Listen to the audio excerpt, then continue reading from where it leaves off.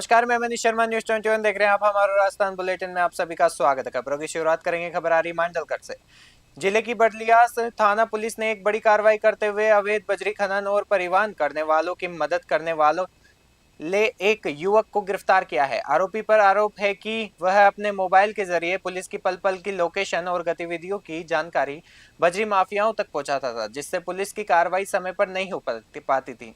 Police ने आरोपी को शांति भंग के आरोप में गिरफ्तार कर लिया है। जांच में यह भी सामने आया है कि अवैध खनन से जुड़े लोग श्रीदेव और दोवनी दरबार नाम के व्हाट्सएप ग्रुप बनाकर पुलिस पर नजर रखते थे। पुलिस ने अब इन सभी नेटवर्क्स पर निगरानी बढ़ा दी है और चेतावनी दी है कि सूचना लीक करने वालों को बख्शा नहीं जाएगा। मांडलगढ़ से रामलाल जाट की रिपोर्ट देख रहे हैं आप। राजसमंद से खबर आ रही है। भिलवाड़ा जिले में पर्यावरण और ईंधन बचाने को लेकर एक बेहद अनोखी और प्रेरणादायक पहल देखने को मिली है। यहाँ जिला एवं सेशन न्यायाधीश अलका शर्मा के नेतृत्व में सभी न्यायिक अधिकारी जज अपनी सरकारी और निजी गाड़ियां छोड़कर सामूहिक रूप से पैदल चलकर न्यायालय पहुंचे। सभी जज सुबह जिला जज अलका शर्मा के निवास पर जमा हुए और वहां से एक साथ पैदल ही कोर्ट परिसर के लिए रवाना हुए। कोर्ट पहुंचने पर कर्मचारियों और आम लोगों ने जजों की इस पहल की जमकर तारीफ की। जिला न्यायाधीश अलका शर्मा ने कहा कि बढ़ते प्रदूषण को देखते हुए हर नागरिक को ऐसे छोटे प्रयास करने चाहिए। उन्होंने जनता से भी अपील की है कि वे पैदल चलने और साइकिल का इस्तेमाल करने और गाड़ियों का अनावश्यक प्रयोग करना बंद करने की आदत डालें। राजसमंद से ब्यूरो रिपोर्ट।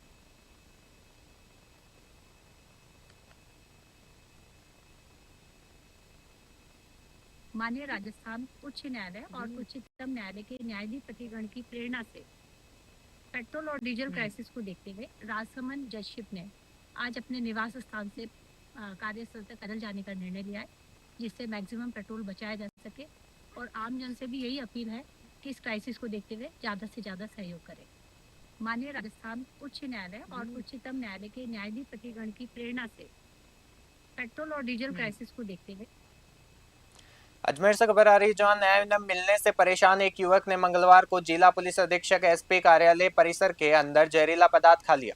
इस घटना से पूरे एसपी ऑफिस में अफरा तफरी मच गई और पुलिस प्रशासन में हड़कंप मच गया। जानकारी के अनुसार युवक बांदर सिंदरी थाना क्षेत्र का रहने वाला है। पीड़ित युवक ने अपने ही भाई और परिवार के लोगों पर मारपीट और प्रताड़ित करने के गंभीर आरोप लगाए हैं। उनका कहना है कि वह पहले बांदर सिंदरी थाने गया था, लेकिन पुलिस ने उसकी शिकायत पर कोई कार्रवाई नहीं की। इसी से नाराज होकर युवक सीधे एसपी ऑफिस पहुंचा और ये कदम उठा लिया। पुलिस कर्मियों ने उसे तुरंत बेहोशी की हालत में जवाहरलाल नेहरू जेएलएन अस्पताल पहुंचाया, जहां उसका इलाज चल रहा है। इस घटना के बाद पुलिस की कार्यप्रणाली पर गंभीर सवाल खड़े हो रहे हैं। अजमेर से सीताराम गहलोत की रिपोर्ट देख रहे हैं।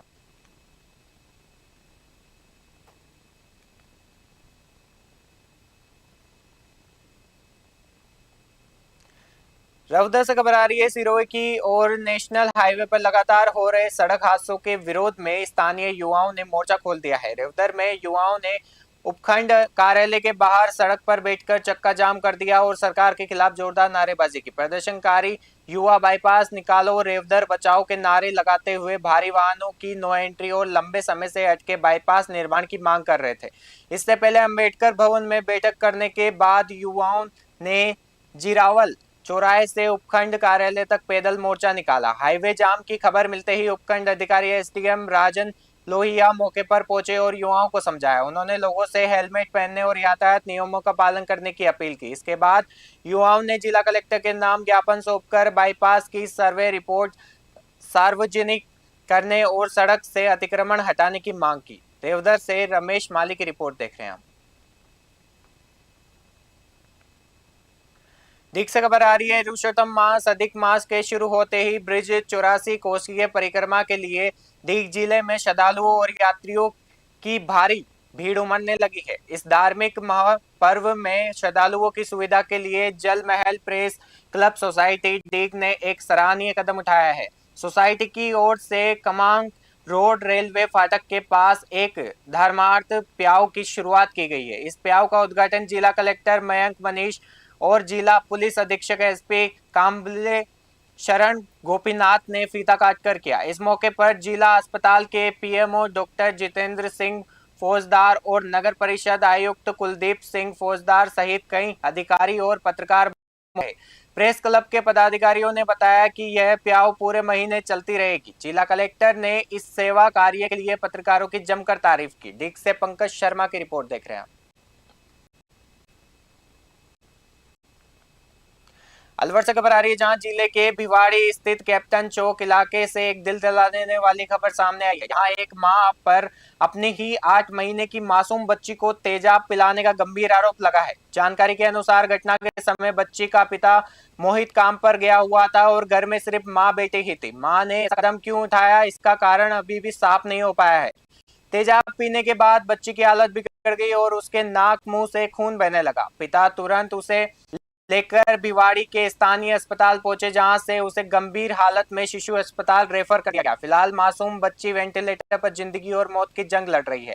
डॉक्टर राशि कौशिक के नेतृत्व में डॉक्टरों की टीम बच्ची के इलाज में जुटी है। वहीं पुलिस मामले की जांच कर रही है। अलवर से परी गोयल की रिपोर्ट देख रहे हैं।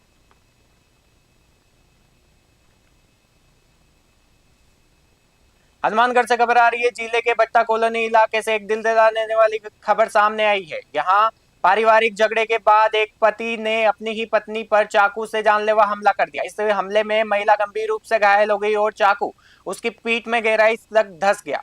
घायल महिला की पहचान भट्टा कॉलोनी की रहने वाली परमजीत कौर के रूप में हुई है। आरोप है कि उसके पति परमजीत सिंह ने विवाद के बाद गुस्से में आकर उन पर चाकू से वार किया।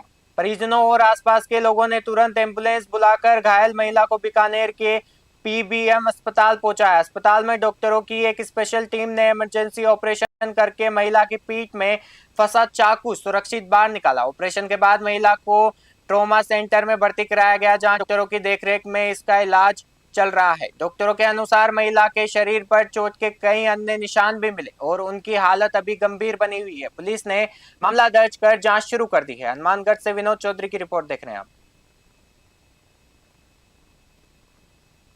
आज दिनांक को महिला परमजीत कौर निवासी वार्ड नंबर 12 भट्टा कॉलोनी के साथ उसके पति परमजीत सिंह के द्वारा मारपीट की गई।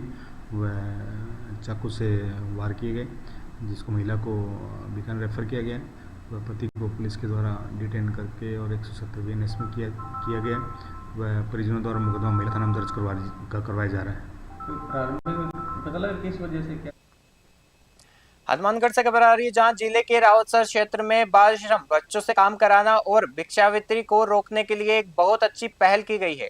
यहां CWC के बेज मजिस्ट्रेट जितेंद्र गोयल ने इलाके के अलग अलग ईंट भट्टों का दौरा किया।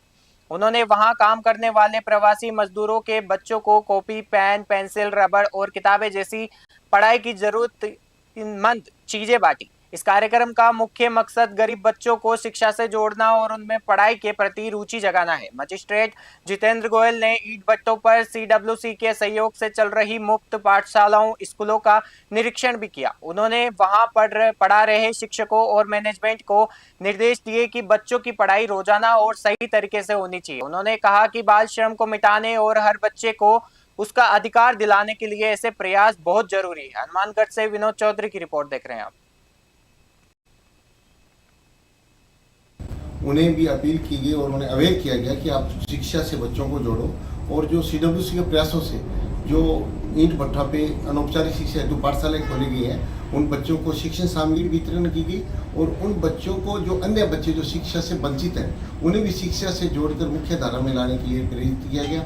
और मैं ईंट भट्टा संचालकों से भी अपील करूँगा कि ज़्यादा से ज़्यादा जो आपके ईंट भट्टे हैं उन पे अनौपचारिक शिक्षा हेतु एक पाठशाला खुलवाई जाए, क्योंकि जिला कलेक्टर महोदय की और उन्हें भी अपील की गई और उन्हें अवेयर किया गया कि आप शिक्षा से बच्चों को जोड़ो और जो CWC के प्रयासों से। श्री विजयनगर से खबर आ रही है, जहां उपखंड अधिकारी SDM शकुंतला चौधरी ने मंगलवार को स्थानीय पुलिस थाने का अचानक निरीक्षण किया। इस औचक निरीक्षण से थाना परिसर में हड़कंप मच गया। SDM ने थाने की सभी व्यवस्थाओं को बारीकी से देखा और जरूरी रिकॉर्ड की जांच की। उन्होंने खासतौर पर माल खाना, स्टोर रूम और रिकॉर्ड रूम का बारीकी से निरीक्षण किया और वहां रखी फाइलें व सामान की सुरक्षा व्यवस्था को परखा। इस दौरान थाना अधिकारी सुमन परिहार सहित पूरा थाना स्टाफ मौके पर मौजूद रहा और उन्होंने एसडीएम के सामने जरूरी दस्तावेज पेश किए। उपखंड अधिकारी ने पुलिस की कार्यप्रणाली को सुधारने के लिए कड़े निर्देश दिए। उन्होंने कहा कि सभी रिकॉर्ड सुरक्षित और सही तरीके से रखे जाएं ताकि कोई गड़बड़ी ना हो। उन्होंने यह भी साफ किया कि बेहतर पुलिस व्यवस्था के लिए पारदर्शिता और समय पर काम होना बेहद जरूरी है। श्री विजयनगर से जय किशन की रिपोर्ट देख रहे हैं आप। आहोर से खबर आ रही है, इलाके में पेट्रोल और डीजल की बढ़ती किल्लत ने आम जनता की मुसीबतें बढ़ा दी है। कस्बे के अलग अलग पेट्रोल पंपों पर सुबह से ही 2 पहिया और 4 पहिया वाहनों की लंबी लंबी लाइनें लगी हुई है, जिससे माहौल तनाव में आ गया है। भीषण गर्मी और तेज धूप की परवाह किए बिना लोग घंटों कतारों में खड़े रहकर अपनी बारी का इंतजार करते नजर आए। लोगों का कहना है कि जरूरत के मुताबिक ईंधन न मिलने से उनके रोजमर्रा के काम और आना जाना पूरी तरह ठप हो गया है। दूसरी ओर पेट्रोल पंप मालिकों का कहना है कि पीछे से सप्लाई बहुत कम आ रही है, जिसकी वजह से वे तय नियम के अनुसार सीमित मात्रा में ही पेट्रोल और डीजल बेच पा रहे हैं और हर किसी को पूरा ईंधन नहीं मिल पा रहा है। इस संकट से लोग भविष्य को लेकर काफी चिंतित है। आहोर से संजीव कुतल की रिपोर्ट देख रहे हैं आप।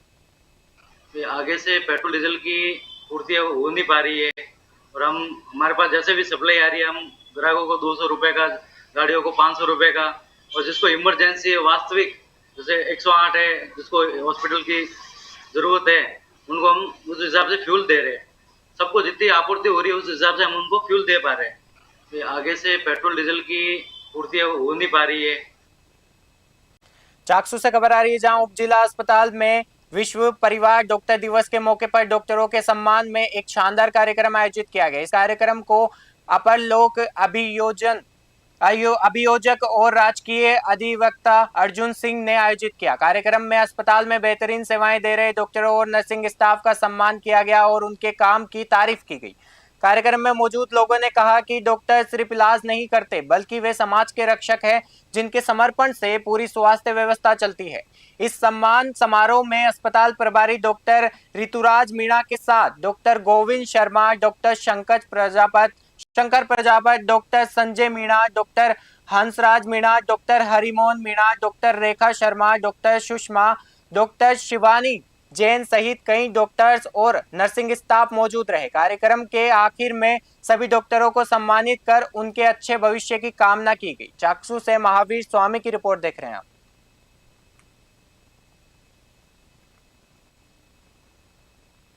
पिपाड़ सिटी से खबर आ रही है, जोधपुर ग्रामीण की डीएसटी और बोरुंदा थाना पुलिस ने एक साझा कार्रवाई करते हुए गडरिया गैंग के मशहूर बदमाश और अपराधी गिरधर सिंह उर्फ गिरदिया को गिरफ्तार करने में बड़ी कामयाबी हासिल की है। पुलिस ने आरोपी के पास से एक धारदार नंगी तलवार और 3 गाड़ियां जब्त की है।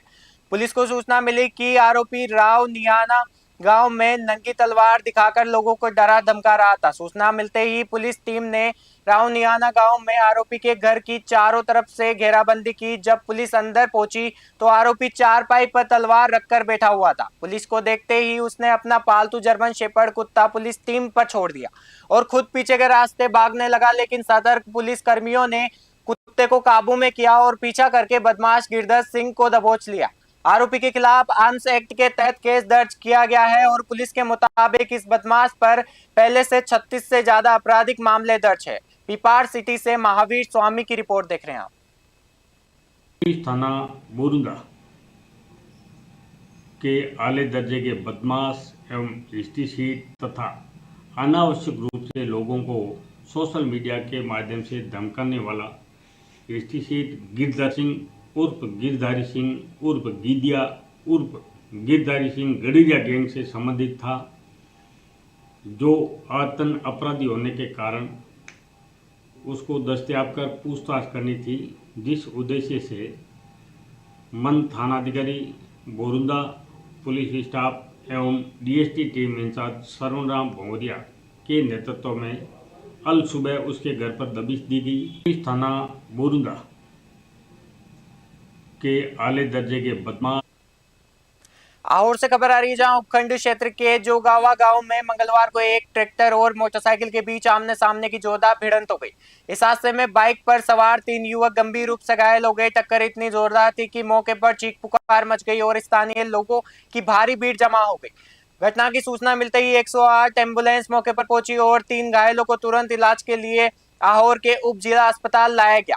घायलों की पहचान रूडमाल की ढाणी के रहने वाले कैलाश चौधरी, संतू चौधरी और रिंकू चौधरी के रूप में हुई है। डॉक्टरों के अनुसार इस हादसे में कैलाश चौधरी का पैर फ्रैक्चर हो गया, जिनकी गंभीर हालत को देखते हुए प्राथमिक उपचार के बाद उन्हें आगे के इलाज के लिए रेफर कर दिया गया है। सूचना मिलने पर स्थानीय पुलिस ने भी मौके पर पहुंचकर घटना की जांच शुरू कर दी है। आहोर से महावीर स्वामी की रिपोर्ट देख रहे हैं आप।